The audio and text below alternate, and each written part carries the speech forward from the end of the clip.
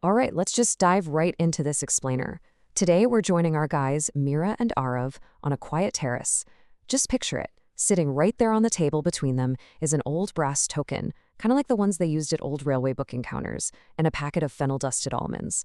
It's this perfectly cozy atmosphere built for reflection, right? And it sets the stage for us to completely rethink marketing.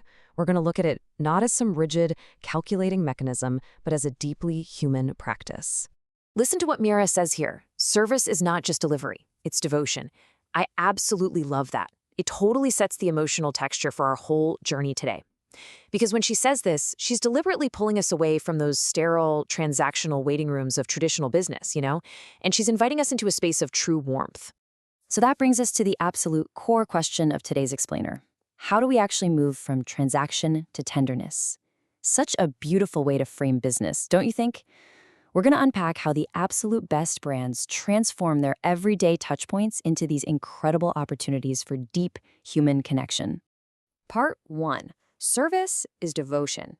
You see, marketing a service is fundamentally different from marketing a physical product, mostly because you literally can't hold a service in your hands. You experience it, and man, that changes the rules completely.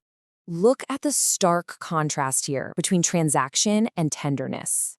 Standard marketing usually just measures success by speed and accuracy, right? Like how fast was the issue resolved, or was the billing perfect? But relational marketing, it looks at something completely different.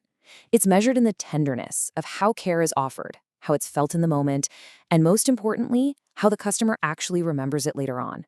Let's put this into perspective with a cooperative dairy. Now, a standard delivery model drops off the milk reliably, the billing checks out, the timing is prompt, cool.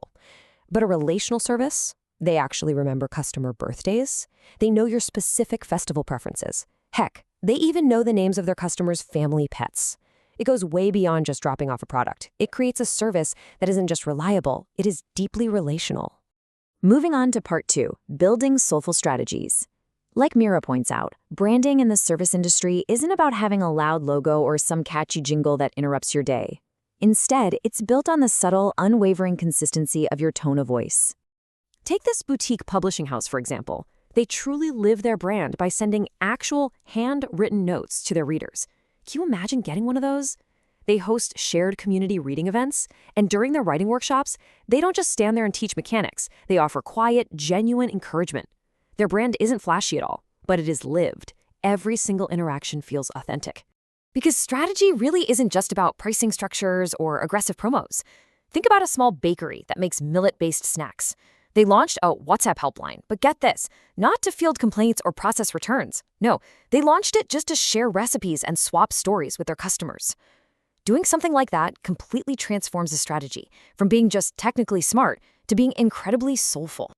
And we see this same shift happening in customer relationship marketing too. It moves from aggressively pushing products to actively building real trust. Think about a textile firm that rewards its customers for storytelling, literally giving them points for sharing how they wear the garments. Or a school that invites its alumni back just to mentor current students. In these cases, relationships aren't just maintained on some generic email list. They are actively matured. Okay, part 3, rethinking retail spaces. We are actively moving away from traditional rigid shelves and those sterile checkout counters that just feel, well, purely transactional. Instead of obsessing over a fixed premium location in some massive mall, relational brands focus on being truly local. For instance, our cooperative dairy, they skip the crowded supermarket shelves entirely and set up little tasting booths right in local community parks. Or that publisher bypassing massive bookstores to sell their books in community chai shops. It's all about integrating seamlessly into the community's daily life. Which brings us to this fascinating concept of retail tone. This is all about the emotional impact and the memory created within a space, which honestly matters far more than the physical format of the store itself. A tiny spice stall that remembers its regulars, offers little samples to folks walking by, and shares stories about the spices, that stall is going to have a massively greater impact on its customers than a giant retail chain with huge, empty, sterile aisles. Ultimately, it boils down to format versus feeling. Retail just isn't about the physical format you choose anymore, whether that's a pop-up kiosk or a massive department store. Success nowadays is entirely about the feeling you cultivate for the customer the second they step inside. All right, part 4, digital and ethical frontiers. Let's look at how we can actually translate this tenderness through a screen. Look, digital marketing today is totally obsessed with SEO, sales funnels, and influencers. But true emotional architecture, that is built on simple acts of presence. It's a bakery sharing video reels of genuine laughter and care in their kitchen. It's sending a quick voice note or a handwritten festival card. Or, as Mira points out, sometimes it's literally just a simple, unprompted thank you message sent right after someone makes a purchase. When we look at green marketing, we see the exact same evolution. So many brands look great on paper, slapping on an eco-friendly label. But consider a textile firm that not only uses natural dyes and recycled packaging, but also hosts repair workshops so customers can actually keep their clothes longer. That proves their mission isn't just some marketing gimmick, right? It's a true ethical standard lived out loud by the brand. Finally, we have part 5, crossing borders with care. The big question here is, can you actually scale this kind of tenderness globally? Well, Arav explains that entering a foreign market requires what he calls emotional entry. Essentially, this means expanding by adapting to local memory, culture, and language, really prioritizing deep connection over just shipping products overseas. For example, remember our dairy? They partnered with diaspora communities abroad to make sure their products match the cherished cultural memories of the people in that new market. Brilliant, right? And when that publishing house takes the time to translate its books into regional languages before launching abroad, they completely prove that the international marketing mix isn't just the traditional 4 Ps: product, price, place, and promotion. When you genuinely adapt to culture and memory, that mix literally becomes poetry. As the almonds finally disappear on their quiet terrace, Arav leaves us with this beautiful thought. And relationships are not just retention, they're rhythm.